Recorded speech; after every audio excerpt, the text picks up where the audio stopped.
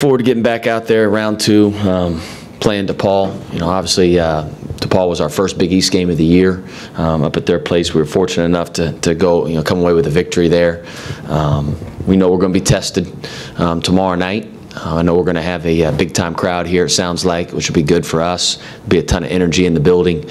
But they're good. I mean, they got three big kids that are very good. Jalen Butts, Paul Reed, who's playing at an all-league level right now, leading the Big East in rebounding. There's also with Femi, who's given about 14 a game for those guys, and obviously got Max Struess and Eli Kane on the wings, who are both very, very talented offensive players. So it'll be a big challenge for us on the glass. They're a tremendous rebounding team. We out-rebounded them in game one. I think that's going to be a huge key. That just being able to move the ball and get the ball where we want to get it on the offensive end. Just curious, Travis, to the general psyche, just the temperature of the team right now with the losing streak you currently have. Yeah, you know what, Joe, I think it's actually really good. I mean, our guys are bringing energy every single day to practice. They're positive. And, they know that, you got to focus on the things you can control, and we got to get better defensively, and we got to get better taking care of the ball. I mean, those two areas, it's been different from different games, whether it was, Providence and Creighton was our turnovers. Georgetown's second half, not really first half, but second half was our defense. Just focusing on those two areas, it's the key to our season. We got to see growth in those two areas to get out of this rut. And but they've been positive. They're bringing a lot of energy. They're working hard. Their psyche's been pretty good. Does that surprise you that they've been so resilient? And is this at all like the 6-game losing streak from 2 years ago and kind of the way that team handled adversity? That year was so much different. Obviously, we had, Edmond went down with the injury when he did there in late January, and I think we were ranked, I don't want to say top, I don't know if we were top 15, but around there, top 20 in the country when Edmond went down. And I think we had to learn how to play with each other. It was much different.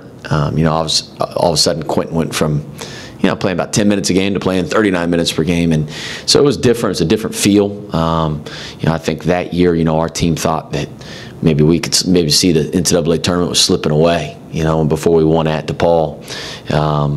It's a different feel with this group. I think, I don't think our guys are down. I don't. I mean, I think they're frustrated. And, that, again, I always try to give those guys reality of why we're losing, and rather than, just play hard, because I think that's the answer sometimes, but a lot of times it isn't. A lot of times it can be the execution piece, whether it's turnovers, different areas, 3-point field goal percentage defense, different things like that. And I think our guys have done a good job, man. That practice has been great. I thought we've had two of the better practices of the year on Tuesday and Thursday this week so far, and hopefully we'll have another really good one here today. But should say, you never want guys to accept losing. You always kind of worry about that, not get used to it, don't become numb to it. And but I don't think our guys have it all. They're frustrated, but they are positive. They're trying to move on to that next game mentality, which I want them to. You always kind of talk about how Xavier doesn't change. We do the same thing game after game, day in, day out.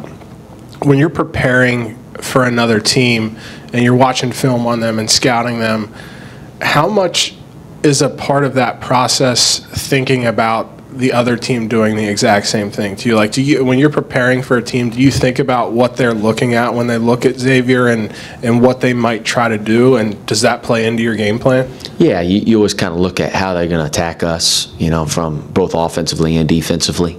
Obviously, with DePaul, already playing them once, we kind of know what their game plan was in game one. Now, they may make some adjustments to that game plan, but yeah, again, we are who we are, and we're not going to change. We will kind of, for example, like DePaul went underneath ball screens in game one, so we did some specific actions to help with that. To try to force rotations. We'll do that again. You kind of look at what worked again in game one as well. What didn't work as well. What can we do better? And obviously DePaul is a little bit different now than they were, in game one of the Big East. They've gotten better and they're playing. Paul Reed's playing at a high level, at an all-conference level right now. And so again, you always kind of look at. You always want to. The thing that I always do when I watch film is what can we take away from DePaul. And from a personnel standpoint, offensively and defensively. What can we take away? Because I think that's so important, because you can get lost because they run, 55 set plays and all this stuff, but how can you really cut it down to the nuts and bolts of it? So speaking of that, Max Strus only scored 10 points last time you guys played, and that's well below his average. What were you able to do to keep him at that level in that game? Yeah, I think number one, we were there on the catch. I think that's where it starts with Max. They do a great job moving him off screens, whether it's flare screens, staggers. They move him around on the floor, and he has the ability to sprint off screens and just rise up. Seems like he jumps like 30 feet in the air when he shoots his three. But you got to be there on the catch. You got to make him earn his points. You got to have high hands. And like I said, I thought we did a pretty good job of that in game one. There were a couple instances where we didn't. He made us pay for it. And he's capable of having huge games, and he has. And we got to limit those, and hopefully we'll rotate Najee and Quentin and Paul on him, just give them different looks, keep those guys fresh, because I'd say about 90% of their set plays are for him.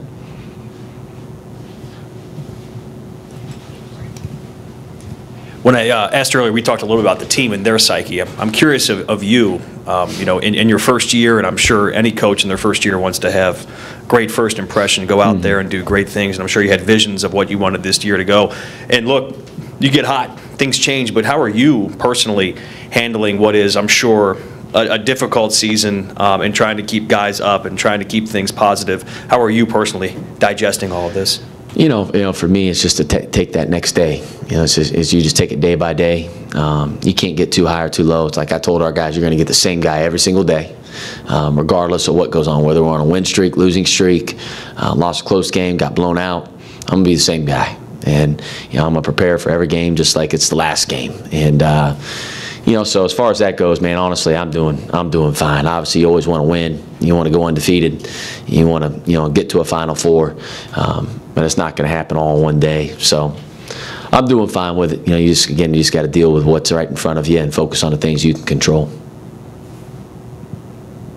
One more thought from me would be this. And when you are a college basketball coach, and there's always that light at the end of the tunnel you always put towards, it's March. Everybody's excited for March. And again, you guys can get hot and get there, but what do you kind of point towards to get these guys to maintain that positivity? What is it you point towards? Is it just, and I know I'm setting myself up for it's a one-game season, we coach the next game kind of thing, but is there a carrot?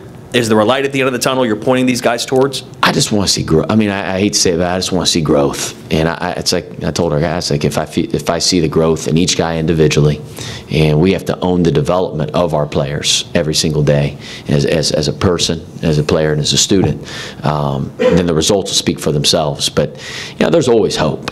There is. Like I think this league is muddy. I think anybody can beat anybody. Creighton took Villanova to overtime the other night, at Villanova. So anybody can beat anybody, and you just got to bring your A game every single night. Teams can get hot. There's a Big East tournament as well. There's a lot to play for. So our guys are excited. Again, they're excited to play against DePaul tomorrow night and prove that we can continue to grow. Is Miles Hansen now on scholarship? Miles Hansen? Yeah. Yes. When did that happen? Was it for the full year or at the semester? Full year. Yeah, it happened back in, we just didn't announce it, didn't make a big announcement about it.